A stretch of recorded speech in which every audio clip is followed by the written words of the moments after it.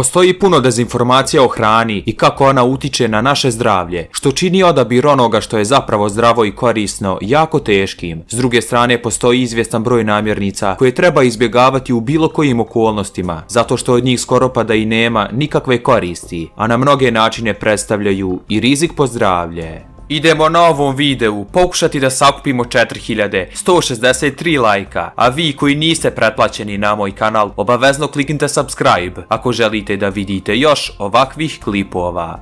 5 proizvoda koje nikada ne bi trebali da jedete.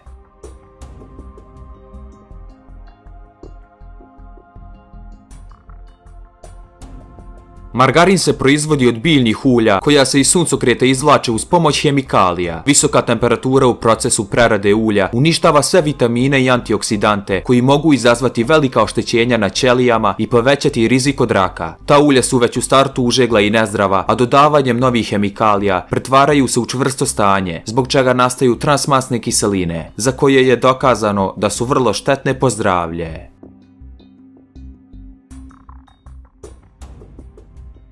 Za pravljenje pašteta koristi se najjeftinije i meso najlošije kategorije u koje spadaju životinjske kožice, kosti, papci, hrskavice i tako dalje. Jednu paštetu više od polovine čine voda, masnoće, kožice, iznutrice, skrob, so, začini i ostala hemija, dok mesa u pojedinim vrstama pašteta ima jedva 30%. U paštete ide velika količina soli. Posebno bi trebali izbjegavati paštete u crijevu, jer su one još lošije kvaliteta od onih u konzervama.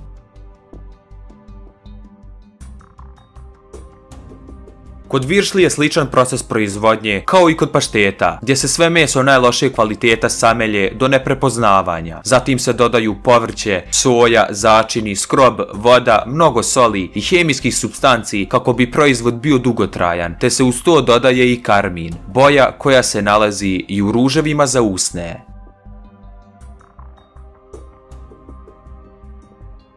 Lizalo je slatkiš koji ostaje duže vrijeme u našim ustima, a svaki slatkiš koji u našim ustima ostaje duže vrijeme je štetan po naše zube, pa čak i po naš jezik. Kada lizalo bude duže vremena u našim ustima, ono neprestano ispušta šećer te stvara bakteriju u našim ustima koja metabolizuje šećer i proizvodi kiseline koje su štetne po naše zdravlje.